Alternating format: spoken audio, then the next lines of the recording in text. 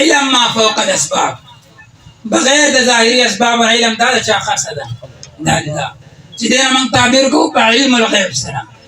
امون وای چې علم الغیب دا صرف د الله خاصه ده معنا دا چې بغیر باندې سوا د الله نه بل څوک نه پوهیږي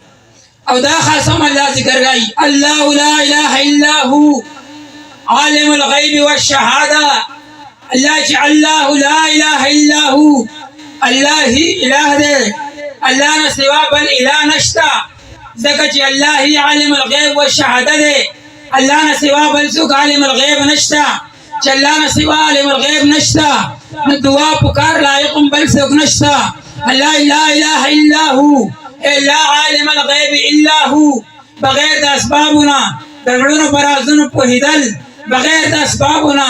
په پټو شتونو په هدل او بغیر باندې علم لرل دا صرف دا اللہ خاصه ده اللہ نما سوا حتی چې کائنات کی امام الانبیاء محمد رسول اللہ صلی اللہ علیہ وسلم هغه د علم الغیب صفت مالک نه ده الله يقول لا اقول لكم عندي خزائن الله ولا اعلم الغیب الله پیغمبر ته اعلان وکړه قل لا اقول لكم عندي خزائن الله چې ما تر علم الغیب نشتا لا اقول لكم زتا سدانم چې ما سره د غیب خزانه نشته ما سره د غیب خزانه زراغله دي د باریم چې عالم الغیب نه يم ولا اقول لكم اني ملك او نه فرشتہ او نور يم زيوم انسان او عالم الغیب نه يم قل لا يعلم من في السماوات والارض الغيب الا الله امام بخاری رحمۃ اللہ علیہ بحوالہ حضرت عائشہ صدیقہ رضی اللہ تعالی عنہا دې آیت معنی ذکر کړي لا يعلم الغيب الا الله لا يعلم الغيب الا الله قل لا يعلم من في السماوات والارض الغيب الا الله دې معنی امام بخاری کوي لا يعلم الغيب الا الله چلانا سوا بل څه بغیر پوهیدل والا غیب الله سره دی هغه ذاتی دی څه شی دی ذاتی څه مقصد چې الله لا په کائناتو کې چا هم علم غیب نه دی ورکړی دا همغه عقیده ده کنه ولې خدای ته چا علم ورخودل دی الله سره ذاتی دی په کائناتو کې چا سره نشته دی او مخلوقاتو کې خصوص بالخصوص حضور اکرم صلی اللہ علیہ وآلہ وسلم سرا چې کوم علم غیب دی ګوره خبر اورئ کوم علم غیب چې د مبارک سره دی خپل ور سره نو نشته ور سره الله د طرف نه الله احسان پکړي او د مبارک ته علم غیب ور کړی دی اوس په خبره باندې پوه شوي الله سره ذاتی دی چا نه دی ور کړی او زمونږ حبیب پاک علیہ السلام سره عطوایی دی الله ور کړی دی فرق په منځ کې راغی کرانه غی الله علم غیب څنګه دی چا مخلوق علم غیب څنګه دی عطوایی دی څه مقصد الله ور کړی دی نیو الله په خپل ذاتی علم لري مخلوق په خپل باندې عطوایی علم لري یو فرق دویم فرق څه شی دی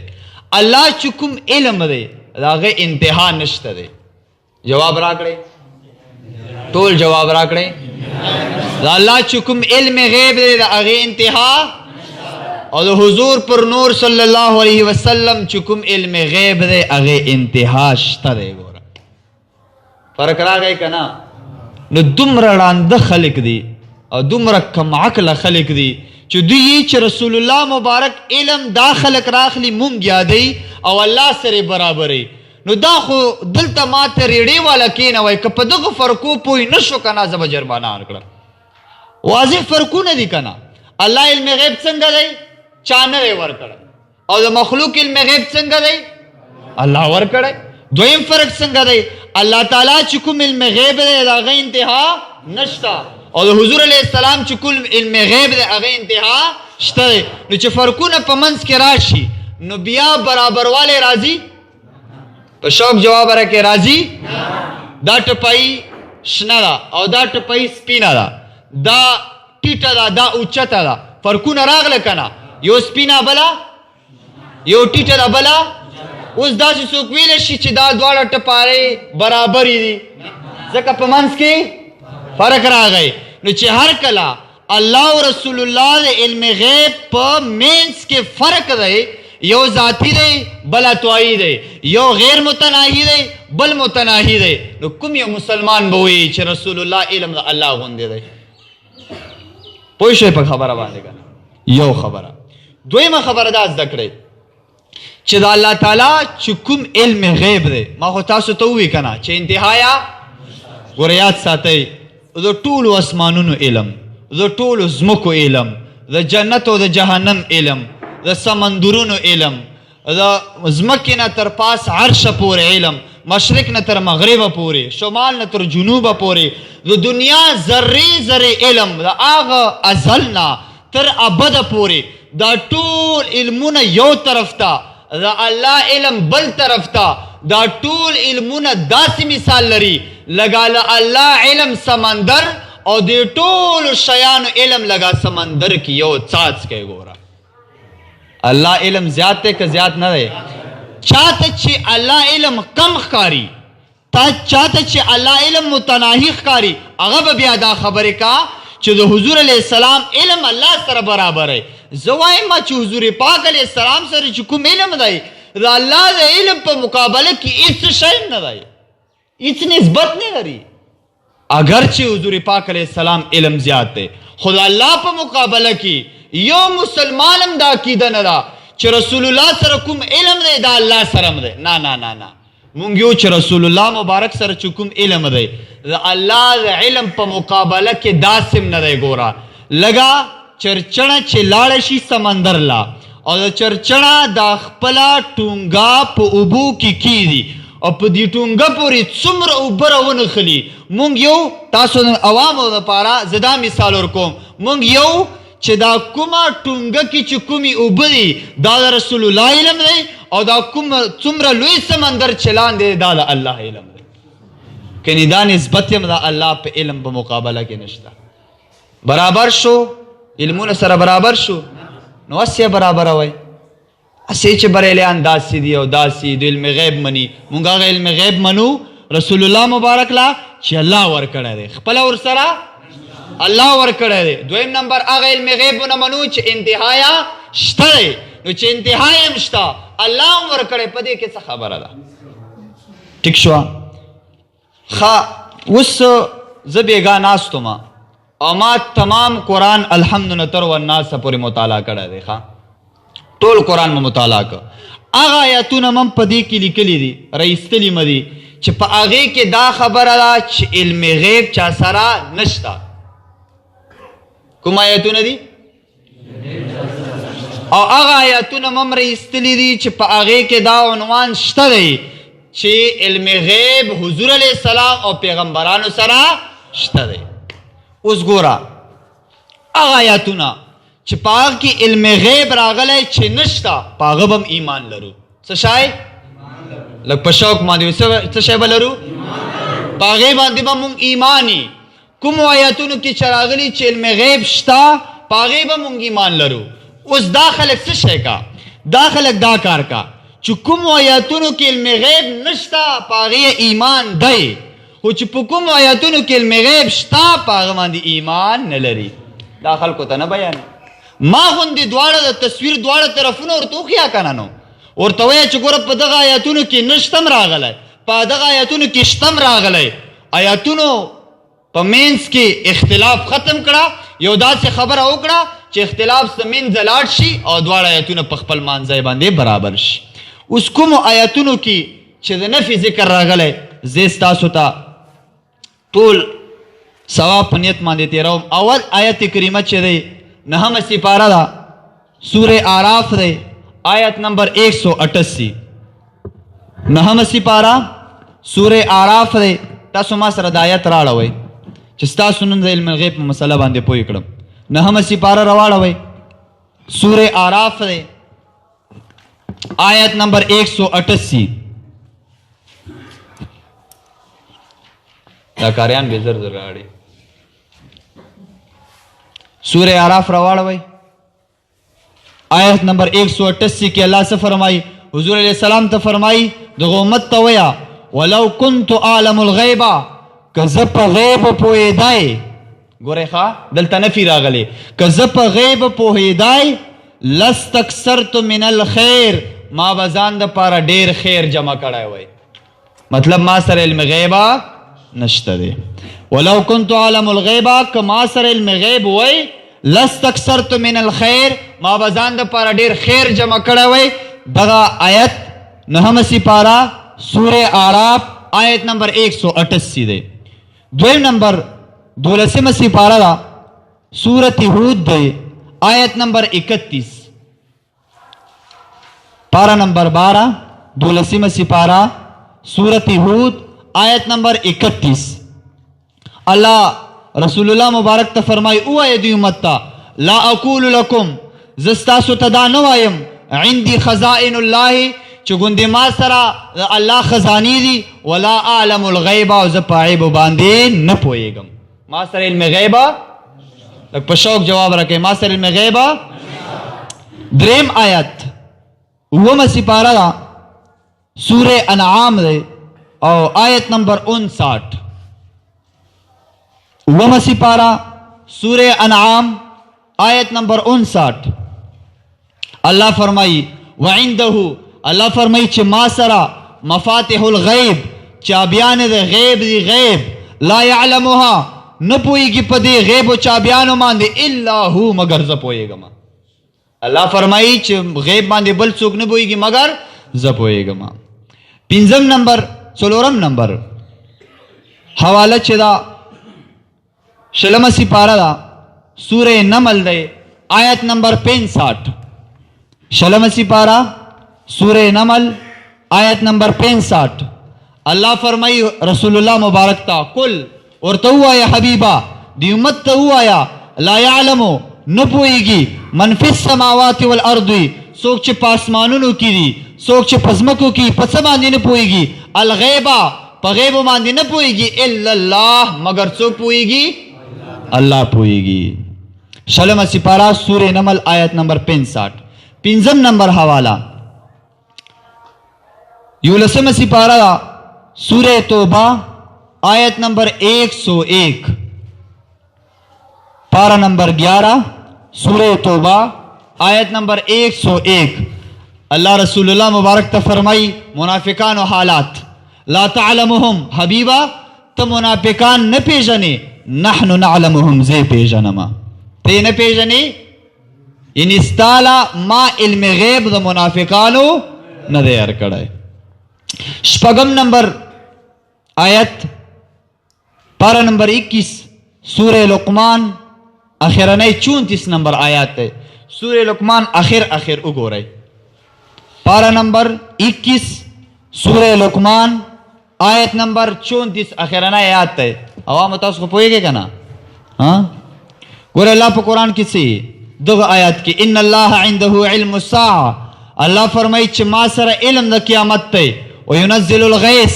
دے خبر علم دیرا سرا چھ باران بکلشی ویعلم ما فی الارحام دے خبر علم دیرا سرا چھ دنن پا گیڑو کی سپراتی دی زنانو پا گیڑو کی نارینا دا کہ زنانا دا سشے دا اغم ما تا پتا دا وما تدری نفسن ابھی بت نہ پوئے گی چہ دا انسان با ما تا تکسب غدن سباب تشے کا وما تدری اور تو نہ پوئے گی نفسن پاغ انسان مان دے چہ بی ای ارض تموت پکم زے بدا مڑکگی. ان اللہ علیم خبیر اللہ فلاحی ز خبردار ما او ز عالمی ما. پدے آیت کی سو خبرو ذکر را گئے.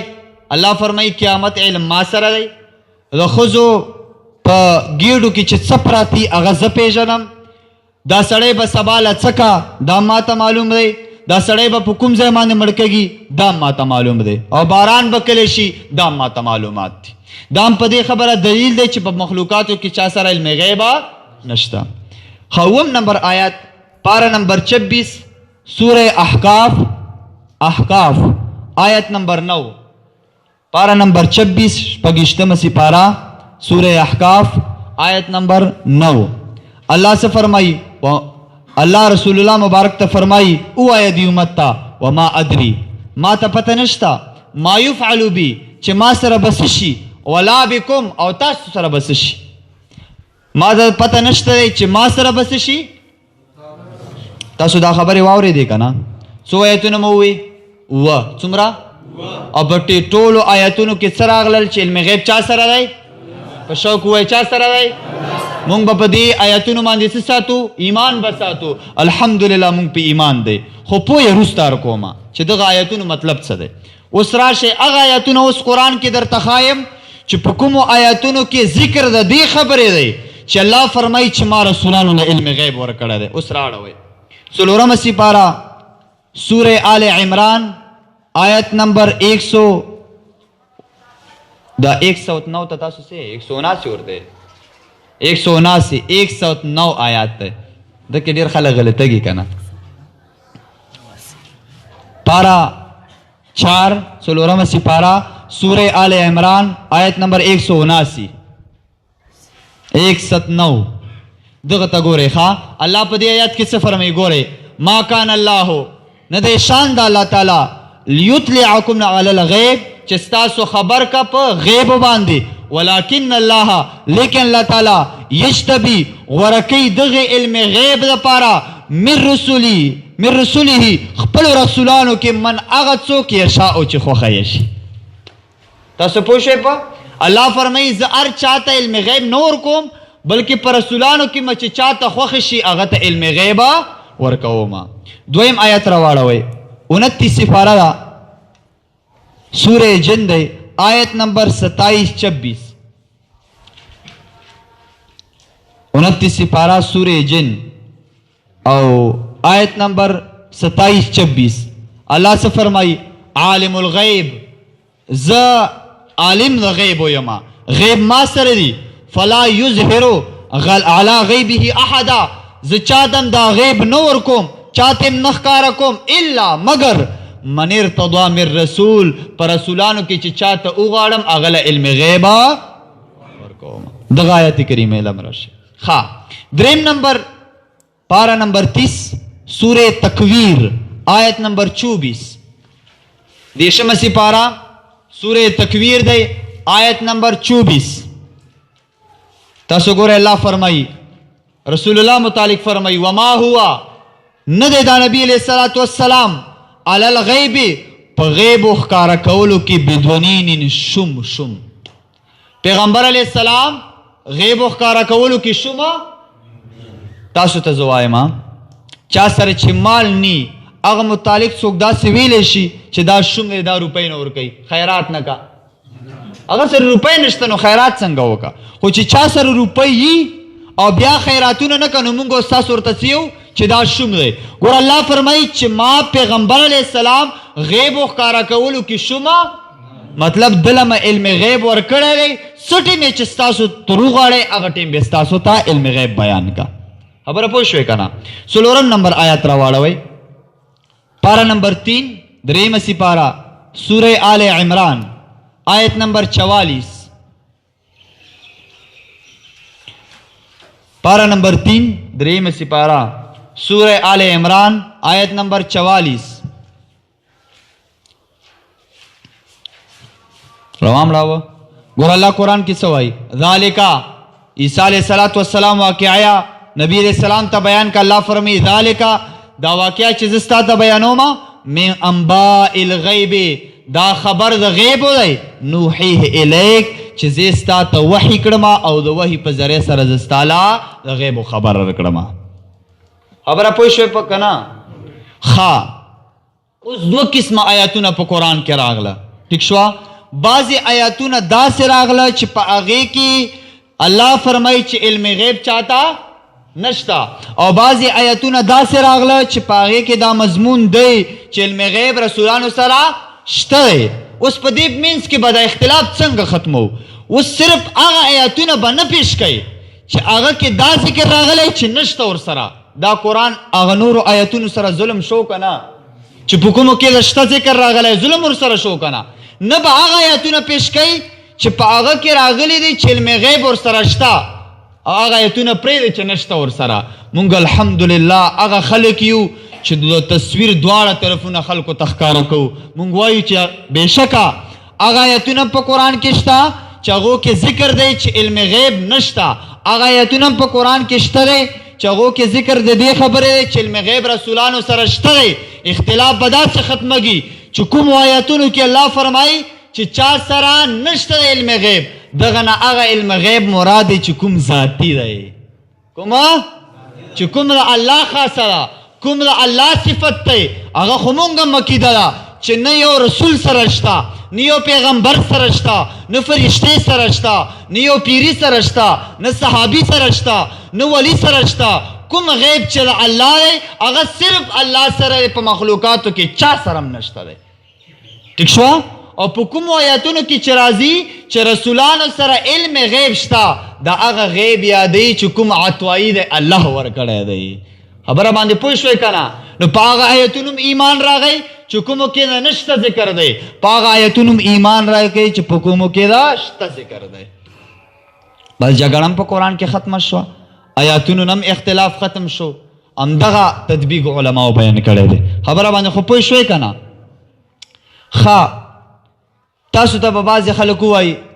چې تاسو نبی علیہ السلام نه علم غیب منئ عالم الغیب ورته ولې وایئ نبی علیہ السلام خو عالم الغیب نه دی تاسو دا 29 سپاره راواړوئ سورہ جن آیت نمبر 27-26 29 سپاره سورہ جن آیت 27-26 روام راو ورده کې الله څه فرمایي عالم الغیب الله څه فرمایي لږ تیز ووایه دا چاته چې قرآنونه پراته څه یې الله تعالی ٹھیک شو عالم الغیب زه عالم الغیب یم عالم الغیب څوک دی په شوق جواب راکړه عالم الغیب څوک دی چې څوک وایي چې عالم الغیب الله نه علاوه بل څوک هم دی دا سړی په قرآن باندې کافر شو دا څه شی دی مونږ عقیده نه ده چې رسول الله عالم الغیب دی مونږ یو چې نه دی عالم الغیب نه دی علم غیب ورسره شته خو عالم الغیب صرف او صرف څوک دی الله تعالی دی څومره پاکه عقیده م ده ګوره او په دې کې هم خلک خبرې که چې دوی علم غیب مني نو ما خو په علم غیب باندې ستا له سر کولاو که که نه عالم الغیب څوک دی الله نه علاوه په مخلوقاتو کې څوک عالم الغیب نشته او دا الله علم څنګه دی غیر متناهی دی انتهایا رسول الله مبارک علم څنګه دی متناهی څه مقصد انتهایا شته دی الله علم څه شی دی ذاتی دی چا ورله او د رسول الله مبارک علم څه شی دی عطوایي دی بلکې الله ورله ورکړی دی په خبره باندې پوه شوئ دا د قرآني محاکمه او فیصله وه یو څو احادیثو مبارکو ذکر د دې خبرې دی چې حضور مبارک صلی الله علیه وسلم سره علم غیب نو تنګ شوي خو به نه تفصیلي موضوع ځان پوهوئ په کوم حدیث زه هغه حدیث ګوره وایم چې په هغه کې نشته ذکر راغلی جواب لګ راله کوم حدیث زه وایم چې په هغه کې شته والا احادیث زه نه وایم که شته والا حدیث مې شروع کړه که نه الحمدلله د صاحب مبارک په نظر او د خپل هغه رښتونی پیغمبر چې علم غیب ورسره و د هغه په نظر به الحمدلله 4 ګنټو کې هغه بحث خلاص شي په شته باندې دلایل زه نه یم چې رسول الله مبارک سره شته دی ٹھیک ده په نشته باندې زه وایم بیا د نشته جوابونه ستاسو ته زه کړم او جوابونه به م انشاءالله العزیز حوالهجاتو سره کړم ما چې کله علم غیب متعلق احادیث رایسته د بخاری شریف اول جلد نه بخاری شریف 151 احادیث ما د بخاری شریف اول جلد نه رایستلی دي ګوره 151 احادیث په دې ټیم کې چرته بیانېدی شي سوچ راته کړی ښه اول حدیث مبارک څوک بدار ته بیان کا چې بخاری شریف دویم جلد حدیث دی حضور علیہ الصلوۃ والسلام مبارک سجینکو باندې تیرېده وړې ماشومانې وې دا تمبل خو پیژنې که نه تمبل دا ورسره په لاس کې و تاسو باجه ورته چمبا ښځو شی نه ډېر نه پیژنم چمبې ورسره په لاس کې دا چمبې یوالې او چمبو سره څه شی وی نو دا یوې چې د دوی په بدر کې کوم پلارانو کوم نیکونی وو کوم پلاران یو هغه شهیدان شوي د هغو صفتونه یې کړه ټیک شوه مونږ او ښځین چې کیني که نه مړي پسې صفتونه یې که نه چې داسې سړی و چې غر نه بې درې نه پوهوم هم دا خبره نه وه دغه شی یې کړه ښه ماشومانو د خپلو پلارانو صفتونه کړه نبي پاک علیه السلام مبارک راغی کېناسته نو یو ماشوم یې پکې ووی چې وفینا نبیون مونږ کې داسې نبي دی که نه یعلم ما فی غدن چې هغه ته د سبا پته لګي چې سبا به څه شی شي مونږ له الله داسې نبي راکړی چې هغه ته د سبا پته لګي چې سبا به څه شی شي.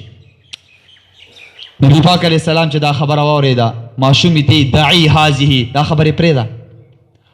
وقولي بالذي كنت تقولين کومې خبرې ده چې مخکې کړې هغه کوه دا خبرې مه کوه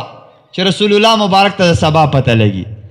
خلق بارتی ګوره پیغمبر علیه السلام ته د سبا پته نه لګي. نبی علیه السلام خپله ویلي چې ما ته د سبا پته نه لګي.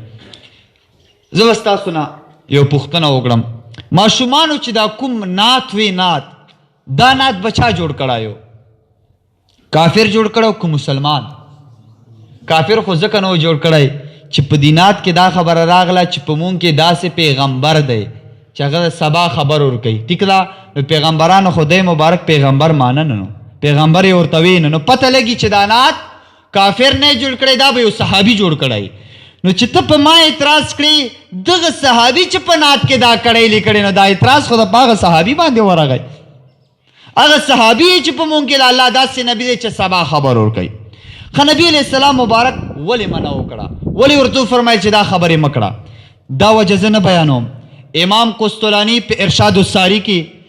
شاه عبدالحق محدث دهلوي په لمعات التنکیح کې او ملا علی کاری په مرقات کې د درې واړو علماو دې حدیث نه لاندې وایي چې حضور علیه الصلاۃ والسلام منع ځکه وکړه ځکه ماشومې ته ووایي چې دا خبرې پرېږده چې مونږ کې په الله داسې نبي دی چې هغه سبا خبر ورکوي. دې وجې نه منع وکړه چې دوی د خپلو پلارانو ذکر شروع کړایو. نو حضور علیه الصلاۃ والسلام ذکر یې چې په منځ کې راوچاوه پیغمبر علیه السلام ورته وی زه خو ستاسو پلارانو غوندې نه یم که نه زه خو اعلی یم زه خو اوچت انسان یم ما ذکر چې کړی ما چې یادوئ ځان له مه یادوئ چا سره مه ټچ کوئ نه د چا په صفاتو کې به ما صفتونه مه کړئ بلکې ما ځان نه یادوئ ځکه نبي علیه السلام ورته ووی چې تاسو خپلو پلارانو ذکر کړئ ما ذکر د پلارانو په ذکر کې مه کړئ. مطلب مې یار ته بیان که او دغه مطلب د دریو علماو بیان کړی دی. او دریم نمبر وجه دا بیان کړی چې نبی پاک علیه السلام ولې منع وکړه ځکه منع وکړه چې هلته خلکو عقیدې کمزورې وې خلق ایمان باندې یا کمزوري وو. نبی پاک علیه السلام ورته دا خبرې مه کړه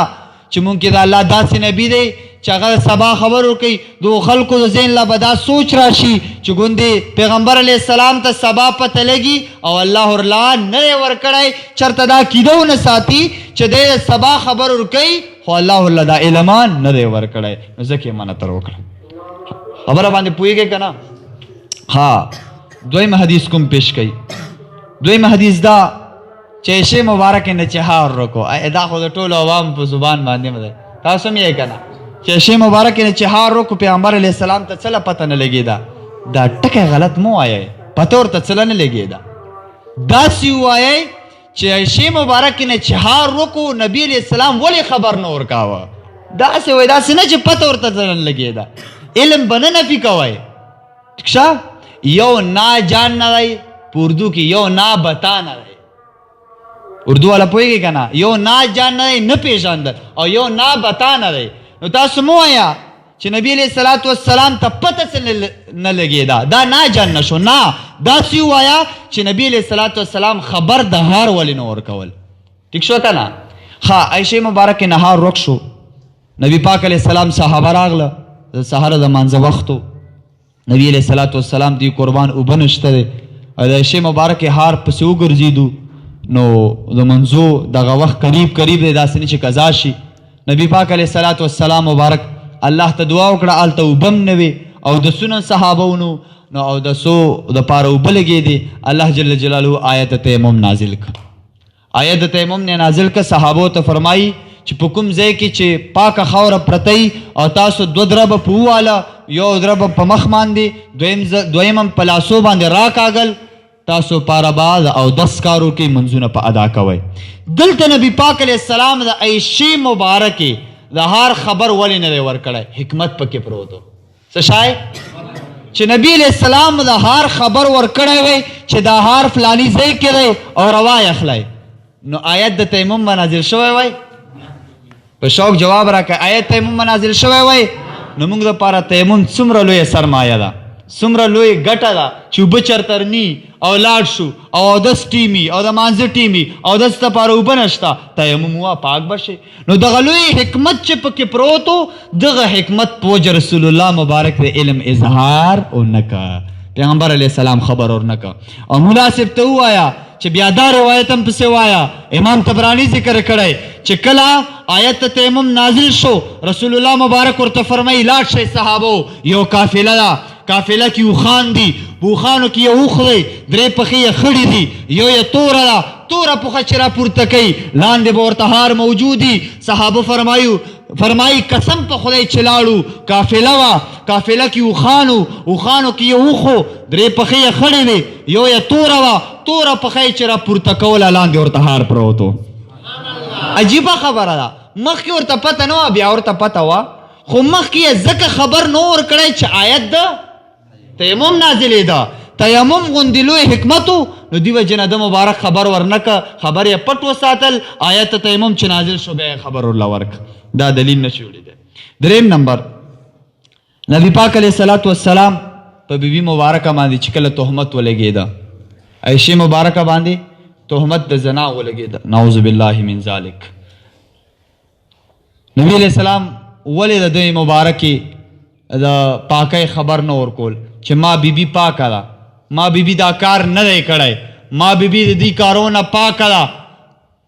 ما بیبي داسې کارو ته ارادې نه کا ولې دا خبر نه ورکاوه چې نبی علیہ السلام ته علم غیب وای نو په کار چې د مبارک د خپلې بیبي د صفایۍ خبر ورکړی وای که نه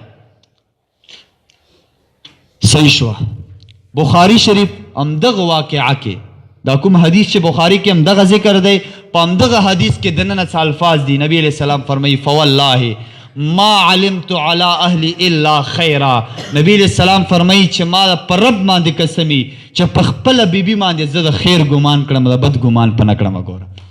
ما ته پته ده چې ما بیبي مبارکه پاتکه ده په خدای باندې قسم خوري نو حضور علیہ السلام ته کې علم غیب نه وای نو بیا په الله باندې قسم ولې خور چې ما بیبي پاکه ده پته لګي چې الله جل جلاله ورله علم غیبه ورکړایو دویم دا چې دی مبارک خفه والی و که د مبارک ته علم غیب وای او پته ورته لګېدی چې ما بیبي پاکه ده نو بیا خفه والی و نو چې خفه و پته لګي چې د مبارک سره علم غیب نشته ځکه خفګان هم پر راغی که چېرې ده ته پته وای بیا خفه کېده ولې خو بیا به دی خوشحاله وای چې اسې ما بیبي پاکه ده ما ته علم غیب شته معلومات راته شته لهذا د خفګان څه هغه پکار دی ها نبی علیہ السلام ته خو چلو دی مبارک خبر نو علم غیب ورسره نو عایشه مبارکه چې وه هغې ته د خپل ځان پته وکه نه چې زه پاکه یم جواب ټول راکړی عایشې مبارکې ته د خپل ځان پته وکه نه چې زه پاکه یم خپل ځان پته خو ور چاته لګي خزه نبی علیہ السلام سره خو علم د غیب نو د مبارک ته پته نه لګېده ځکه خفه مو عایشه مبارکه ولې خفه وه عایشه مبارکه څومره خفه وه هغه فرمایي لا یرقع لی دمع اوښکې منه وچېدې ولا اکتحلو بنوم خوب نه راته بیخي او 3 ورځې او 3 شپې مو دومره ژړا وکړه هغه فرمایي وظننتو ان البکاء فالک کبدي هغه فرمایي دومره ژړا مو وکړه چې ما وی چې کنور مو وژړله دا لاندې ینه مه په منځ باندې وشلګي ما ینه به په منځ باندې وشلګي دومره سخت مو وژړله دومره خفګانو په ما باندې خو نبي علیہ السلام ته خو علم غیب نه و ځکه خفه و عایشې مبارکې ته خو د خپل ځان پته وکه نه چې زه پاکه یم بیا دا ولې خفه وه که ته خفګان دلیل د دې خبرې جوړی چې نبی علیہ السلام خفه ځکه و چې علم ورته نو نو عایشه مبارکه خو هم خفه وه هغې ته ولې علم نو نو نبی علیہ السلام ولې خفه و حکمت پکې دا دی پیغمبر علیہ السلام خفه په دې باندې و چې پاکه بیبي مه ده عمر یې ما سره تیر کا صحابه او استاذه ده امهات المؤمنین کې ده د مؤمنانو مور ده غلط کار اراده یې هم نه ده کړې او دې باوجود هم تهمت ورباندې ولګېده خفه په دې وجه و کنی نبی علیہ السلام ته داسې نه چې ګوندې د مبارک ته پته نه لګېده په خبره باندې پوه شوې که نه او اخري خبره ده عایشه مبارکه فرمایي کتاب التفسیر کې امام ترمذي حدیث ذکر کړی وی 3 شیان دي که چا ووی چې دا حق دی نو هغه الله تعالی باندې دروغ وتړله هغه الله تعالی باندې یو دا عایشه مبارکه فرمایي که چا ووی چې حضور علیه السلام مبارک الله یې لیدلی دی دا دروغجن دی او الله باندې دروغ وي. خبره پوهیږئ که نه؟ عائشہ مبارکه فرمایي که چا ووي چې حضور علیه السلام په معراج کې الله لیدلی دی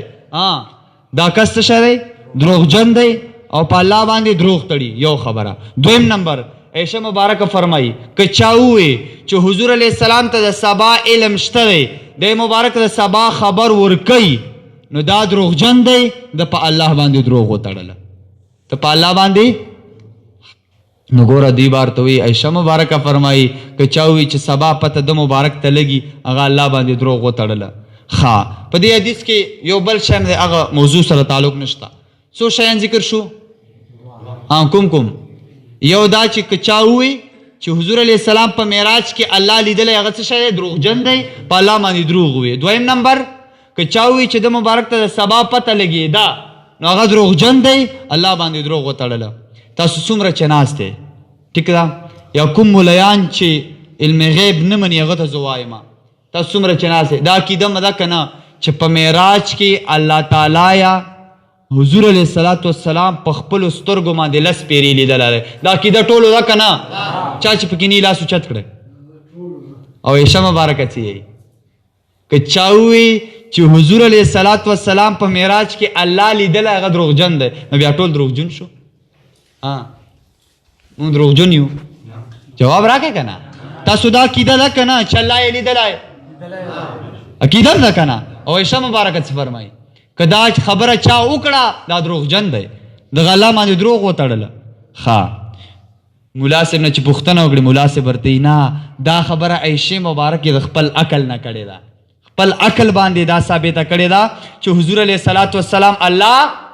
نه دی لیدلی بلکې الله یا لیدلی دی ښه چې دا یې عقل نه کړې ده دا بره خبره چې ورته ورتېره کړې چې عائشہ مبارکه خو دا هم فرمایي که نه چې که چا دا عقیده وساتله چې رسول الله مبارک ته د سبا پته لګي هغه دروغجن دی الله باندې دروغ وتړله چې دا خبرې ټیک ده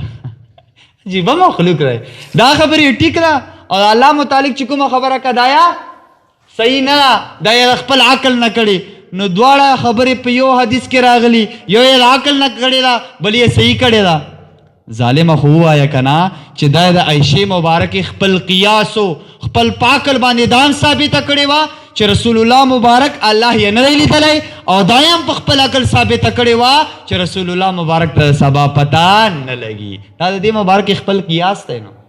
دا د دې مبارک خپله پوښتنه ده نو ټیک ده که نه. او خیري حدیث به دې باندې ورته چې رسول الله مبارک ته سبا پته وکه نه کله چې د بدر جهاد و بدر جنگ کېده اسلام کې اولنی جهاد دی جنگ بدر کېده حضور پاک علیه السلام راغی د مسلم شریف حدیث دی نبی پاک علیه السلام راغی حضرت انس ابن مالک فرمایي زور سره وما جنگ لیا شوی نه جنگ سبا دی خدای مبارک جنگ بدر په میدان کې ودرېده د مبارک با یو څانګه ورسره ده یو لرګی ورسره دی او لیکه راکاږي او د مبارک بو فرمایل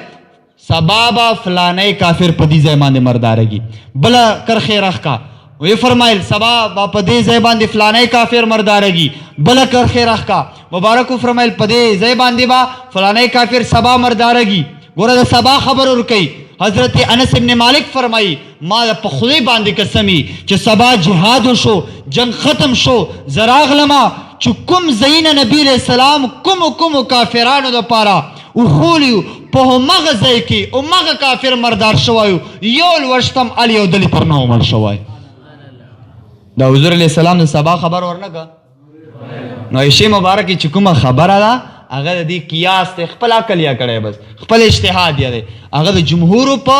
صحابو د جمهورو احادیثو په مقابله کې د عائشې مبارکې دا روایت قابل قبول نه دی. ګوره علم غیب په مسله باندې سرونه خلاص شو که نه داسې نه چې کور ته لاړ شوی چې کافر مولا او راغلی او کافرې مسلې یې وکړې ټیک شو که نه په خبره باندې خو پوه شوې که نه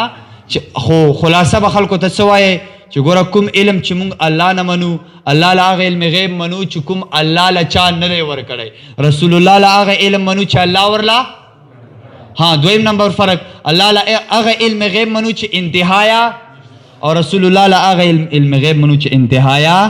ورته چې په سترګو باندې کړون نه لږ سوچ ورته وکړه د پیغمبر علیه السلام د دشمنۍ او دا عداوت دا پټه پسترګو باندې ملګوا اس نبی علیہ السلام له علم غیب منفی کوا پیغمبر علیہ السلام ګور په دې خبرو باندې خفقږي د مبارک زړه ته دک رسی منافقانو په سیویلو تاسو ته ما حدیث بیان ک چې د مبارک ته پته نه لګي نبی علیہ السلام دومره په جلال کې روت د مبارک په منبر باندې کېناس تفسیر خازن حدیث ته حضور علیہ السلام فرمایل ما بال اقوام طعنوا فی علمی په دو خلکو باندې څه شوي څه شی په شوی چې ما په علم کې کموالی کا ولې دا کیدی جوړی چې حضور علیہ السلام ته د سبا پته نشته او بیا په جلال کې راغی مبارک ورته فرمایي فوالله لا تسألوني عن شيء فيما بينكم وبين الساعة الا انبأتكم به مبارک ورته فرمایي ما په خدای قسم دی اوس نه واخلی تر قیامت پورې چې د کوم شیخ پوښتنه را نه کړی په خدای مله قسم چې جواب یې لار کړم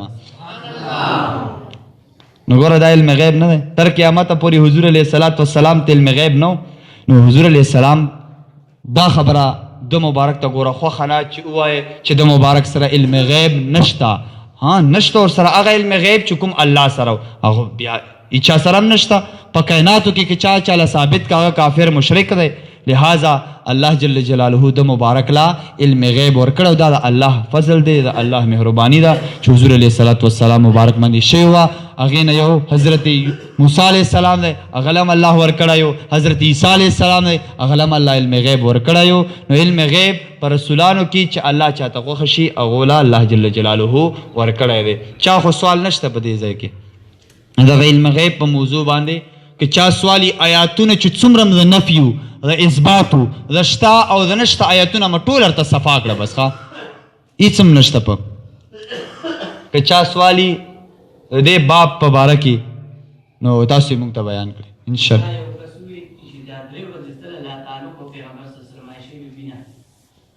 ښه درې ورځې نبی علیہ السلام مبارک عایشې مبارکې سره خبرې ولې نه کړې اصل کې زه به یو خبره ورته وکړم که درې ورځې نبی علیہ السلام مبارک ته د عایشې د پاک دامنۍ علم نه وی الله تعالی وحی درې ورځې پس نازله کړه څو ورځې پس نو یا الله تعالی ته هم پته نه وه اوس به ته څه یې چې خدای په درې ورځو کې وحی نازله نه کړه وایه آیا نعوذ بالله الله تعالی ته هم د دې علم نه چې عایشه مبارکه پاکه ده نو دا خو دا د دې خبرې دلیل نه دی چې نبی علیہ السلام مبارک هغې سره تعلق ختم کړی او نعوذ بالله من ذلک که چلو نبی علیہ السلام ویلي چې ما بیبي مبارکه پاکه ده خلکو ورسره منله څه به ویلی منافقان خو بېادب وو که نه هغه مشرکانو به څه ویلی مړه دا خو خپل خاوند دی نعوذ بالله او خاوند خو ښځې پر هر څه ښې خبرې کوه دا خو خپل خاوند دی ځکه به یې چې پاکه ده نو حضور علیہ السلام او زه خو وایم چې دا د عایشې مبارکې کمال دی کمال دی یوسف علیہ السلام باندې چې تهمت ولګېده پاکی چا بیان کړه ماشوم بیان کړه عیسی علیہ السلام باندې چې مور باندې تهمت ولګېده پاکی چا بیان کړه عیسی علیہ السلام بیان کړه او عایشې مبارکې باندې چې تهمت ولګېده پاکی په خپله باندې الله تعالی بیان کړه یو رکوع یې د هغې په پاک دامنۍ کې نازله کړه دا خو کمال دی د عایشې مبارکې دپاره نو دا د دې خبرې دلیل نه دی ما ورته ووي چې نبي علیہ السلام فرمایل چې ما په خدای باندې قسمي چې ما ته علم شته دی چې ما بیبي مبارکه پاکه ده بخاري شریف حدیث دی